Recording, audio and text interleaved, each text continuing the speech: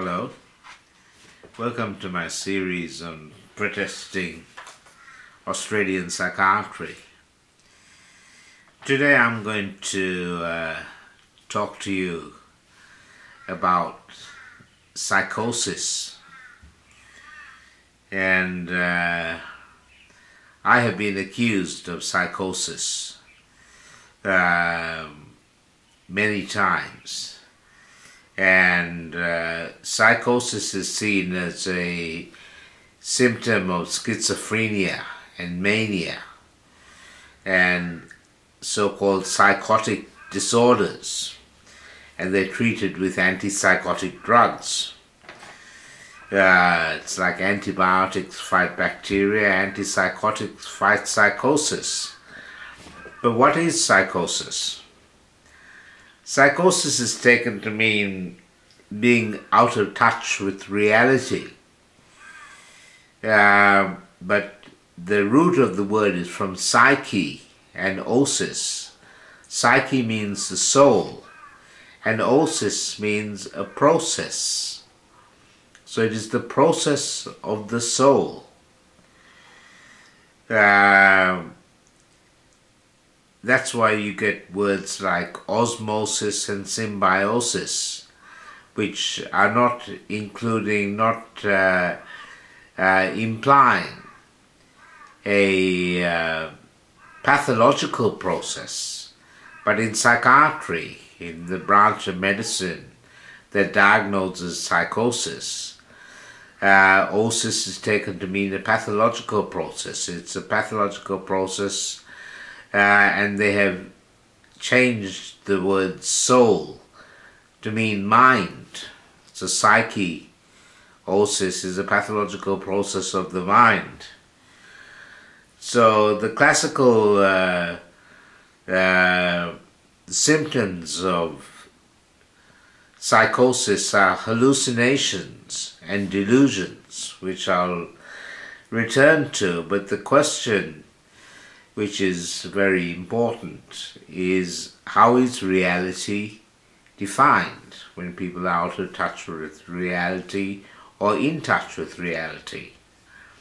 Is Donald Trump in touch with reality when he says that there were millions of people at his inauguration and the facts are that there were not? Or you can look at the fact that 70% of Fox viewers believe that the USA won the Vietnam War. Are these people deluded? And if so, who are they deluded by? And the answer to that is obvious, self-explanatory. They're deluded by Fox and Rupert Murdoch's media empire. So the question of how reality is defined, the alternatives are between consensus opinion, expert opinion, religious texts, insights, or logic, or what the boss says.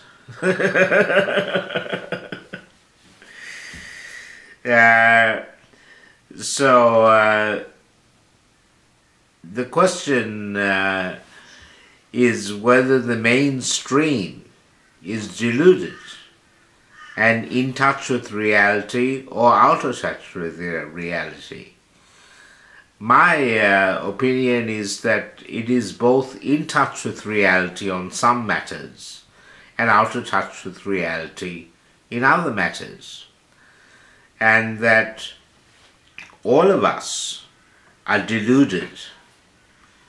We're deluded by our families, we're deluded by our education, we're deluded by our peers, we're deluded by the content of magazines and books and documentaries and movies, and we can be deluded by the internet and what's on the internet. So delusions are not caused by chemical imbalances in the brain. And delusions are not caused by elevated levels of dopamine in the brain. So the treatment of delusions with antipsychotic drugs is misguided, to say the least, because what they should be focusing on is what goes in through people's eyes and their ears. And that way you can challenge delusions and use logic to get rid of delusions. And there are many types of delusions. There are religious delusions, but they tend not to call them religious delusions because it's politically incorrect. So if people have illogical or irrational views that are held by other people of the same religion or background, they're not called delusions. In my opinion, they're delusions if they're false beliefs. But in psychiatry, they add that they're false fixed beliefs that are not held by other people of the same cultural and educational background. Now, this is problematic in that if people change their religion and they change what they think from their family and traditional beliefs, they are liable for a diagnosis of schizophrenia or mania. Especially if they speak out about it. And again, the influence of various evangelical schools on creating this behavior cannot be overlooked.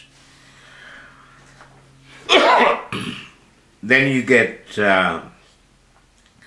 persecutory delusions, and these need to be differentiated from genuine persecution, which can happen from family or workmates or neighbors or by the government. The government can oppress its citizens. People can be persecuted by the police. And people can be persecuted for a range of different reasons, including their religious beliefs and their backgrounds.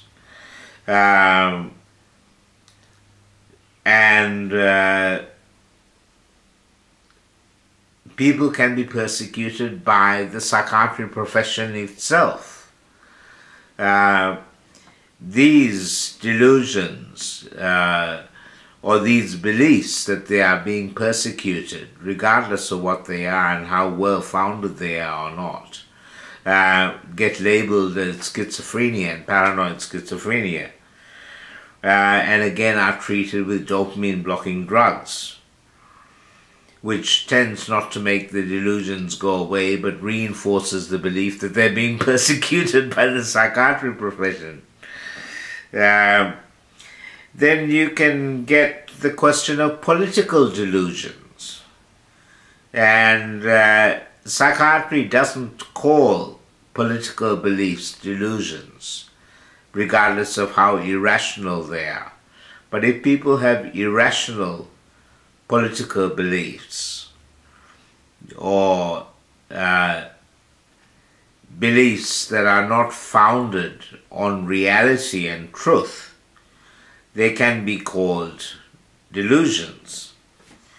But again, the treatment is not to lock them up and drug them, but to, if necessary, de-radicalize them or educate them. And education is the great solution to delusions, in my opinion. Then schizophrenia is often characterized in the textbooks by pseudo-scientific beliefs. But there's the question of the difference between pseudoscience and alternative science, and the question of how flawed or incorrect mainstream science can be. And in the case of psychiatry, there is a lot of pseudoscience which is propagated by the drug companies and vested interests. And all the different disciplines have things that are true and things that are false, that are propagated in universities, in their textbooks and in their lectures. So education can bring delusions, but education can also cure delusions. Then there are other delusions. There are jealous delusions, where people imagine that their spouse is having an affair, something along those lines. These are genuine delusions, but the treatment of it, again, shouldn't be to drug them, but to show them the truth.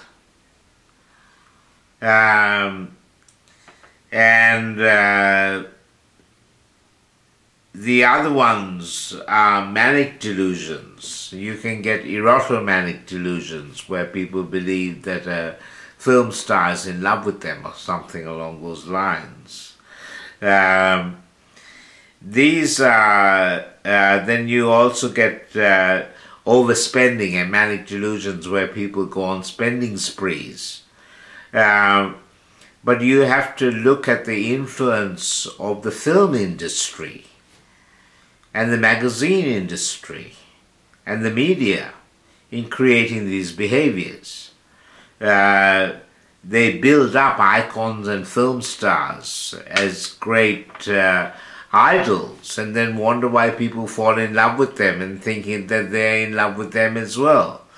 Then you've got the problem of anorexia and the role of magazines showing ultra-thin models. Then you've got the role of the gambling industry, trying to get people to bet and gamble, which is inevitably going to end up with people spending money that they don't need to spend and losing money, because that's how the gambling industry thrives. Now, it's ironic that Tattersalls, which is a big gambling company in Melbourne, opened the Tattersalls intensive care unit at the Alfred Hospital. Now, the gambling industry has the support of the government, of both sides, Liberal and Labour. The problems that are caused by gambling include pathologization of the victims of gambling promotion as gambling addicts, as well as obsessive compulsive disorder, as well as mania. And these are social problems which require social solutions. But it's my contention that there are also economic delusions, and our politicians are suffering from economic delusions.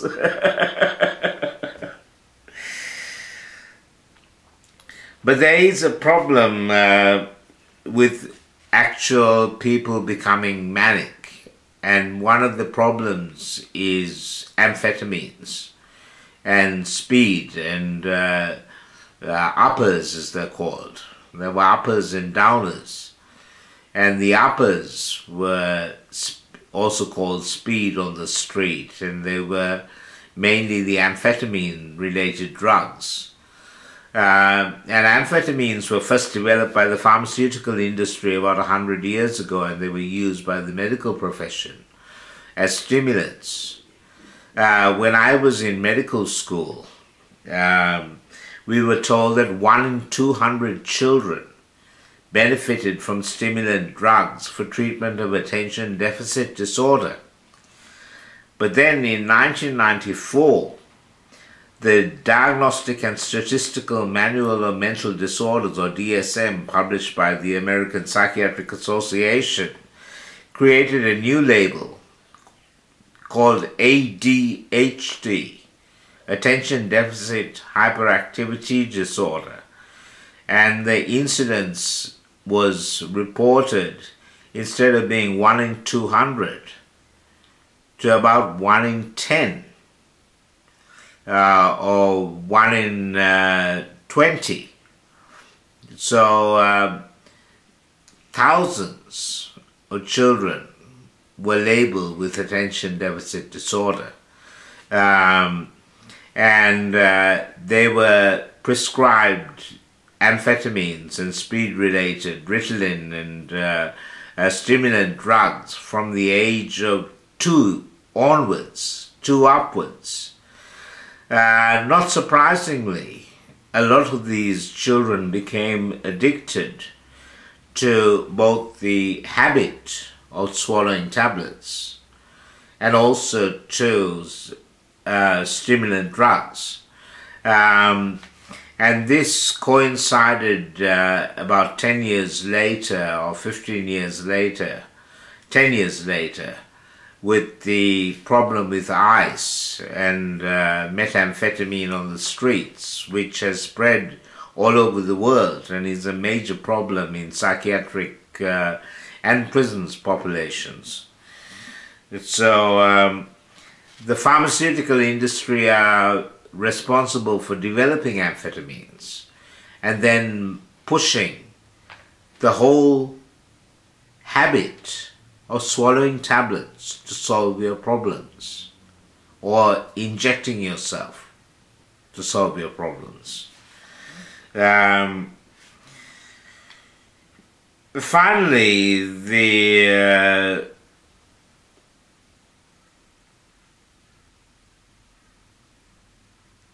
original thinking and the role of original thinking.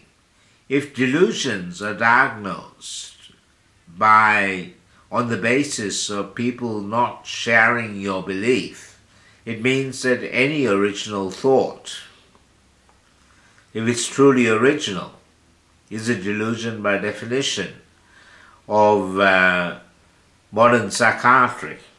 Not even modern psychiatry, of psychiatry. And that's not just in Australian psychiatry, that's psychiatry around the world. So that is a infringement of freedom of thought, and if expressed, freedom of speech. But there is importantly the matter of the arbitrary nature of psychiatry and who gets caught up in the web of psychiatry from which it's very difficult to escape. Because most of these people who get called psychotic say that they are not psychotic. They don't believe that they are mentally ill. And this is automatically called lack of insight. And this lack of insight is presented as evidence in a circular argument of mental illness. So I have recorded my thoughts on lack of insight. Please leave your comments and tell me what you think of my presentation on lack of insight and my little talk about psychosis. In a nutshell, I think that psychosis does exist and people are out of touch with reality. However, all of us are out of touch with what is objective reality on at least some matters.